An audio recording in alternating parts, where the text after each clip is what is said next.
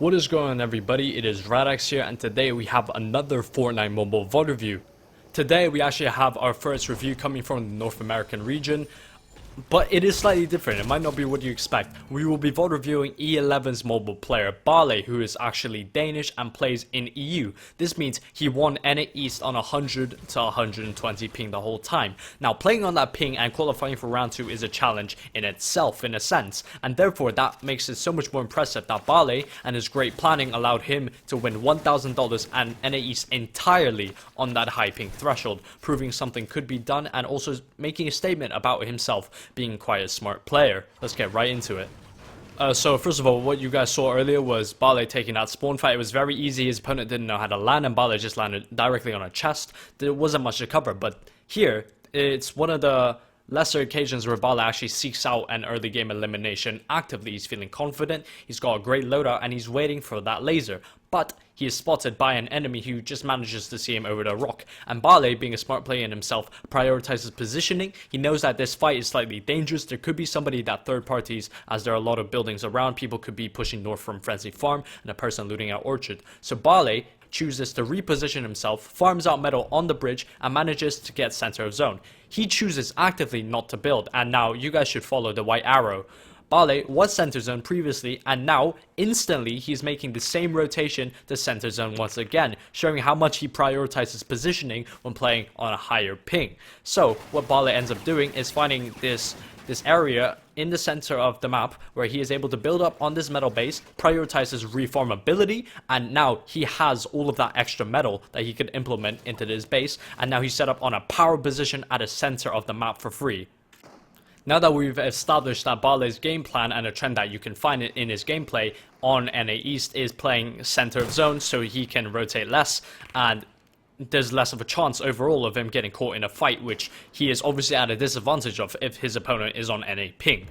He also tries to rotate as early as possible, but that doesn't mean he's always trying to rotate into center of zone. As you can see, Balle rotates right away here, but chooses to set up on quite a low-key position here. As we can see, Balle sets up at his position where he's covered from the congested side in which people are rotating in from, and although that takes away his ability to hold people rotating in the zone, he does face the direction of people where essentially zone is dead side. And as we can see, zone pulls to Balle's favor, and now he can hold individual people who might not even have a community launchpad to depend on. That means these picks are super free. So what ends up happening is that there's one singular player left, and Balle being set up at the edge of zone naturally by zone RNG.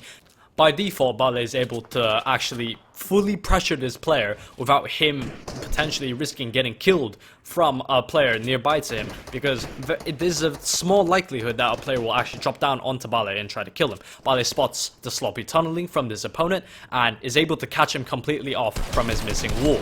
That is a beautiful pick, a very simple and very easy, great siphon and great 4 points. Now, as we spot zone, Balle is on the edge of zone and the loot just happens to be there, so this pick becomes so much more valuable to Balle as he is able to reap the rewards of his pick.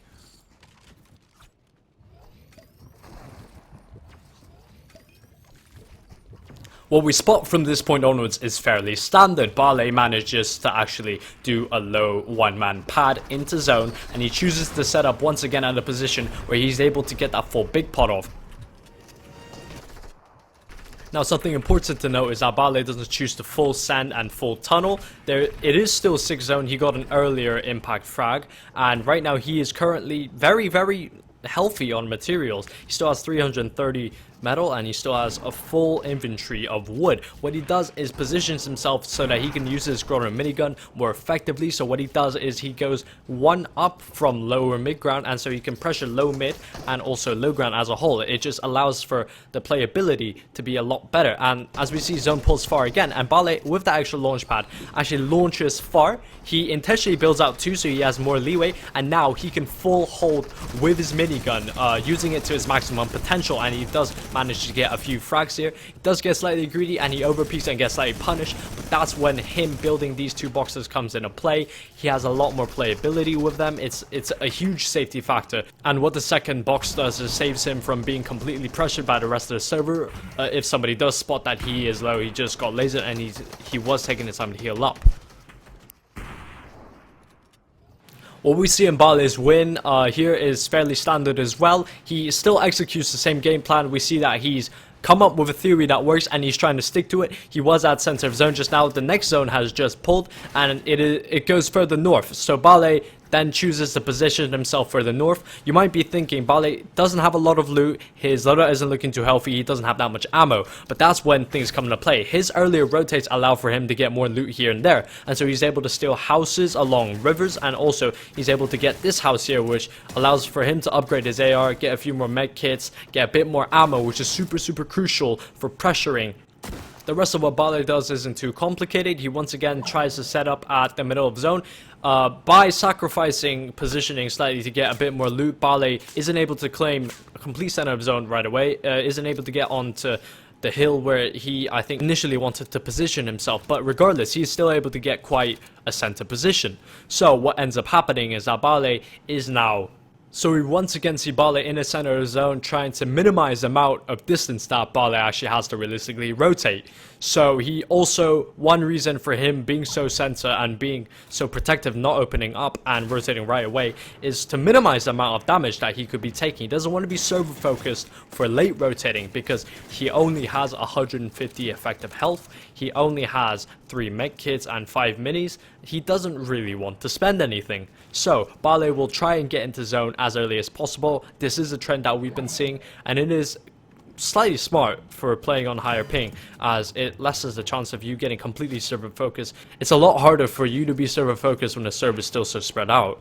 What ends up happening next is that Balle sees the zone pulse, he scouts out quickly that there is a completely clear path in front of himself, and with some material being sacrificed and put on the line, he is able to rotate in pretty cleanly, only taking 1 tag, and that means that 1 mini is converted, and he chooses to pop 2 just for extra safety factor. This is when his harpoon comes into play. Playing harpoon on higher ping is super powerful, as it means that you can delay your impact frag timing. And what we see Balle do right now is use those extra mats that he got from that harpoon, and he is able to build up onto height.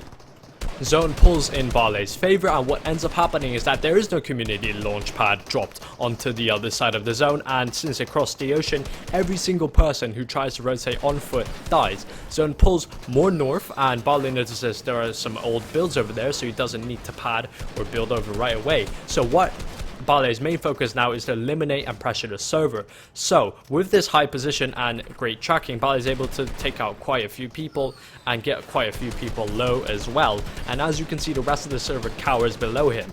Balle instantly pads when he has to and when zone touches him, and he chooses to land at this point in the server where height's already built up on. This is an old height, and check how many mats he saves directly padding over there. Instead of having to build all that distance, Balle is able to save so many extra mats by just directly padding onto height. Once again, it's something that you could do in duos, it's something that you do in solos when you can. And Balle is once again established on height. It's very easy to hold, as you saw in my left eye VOD review. And now Balle's job is just to pressure the server and make sure nobody poses a big enough threat onto him. And so the rest of this endgame is just fairly standard. He's able to close out this game quite easily, and nobody really challenges height until very late into ape zone, when Wilson actually tries to grapple on and just gets lasered out of the air. So right now I feel like it's a good time for us to recap what got Balle to this point.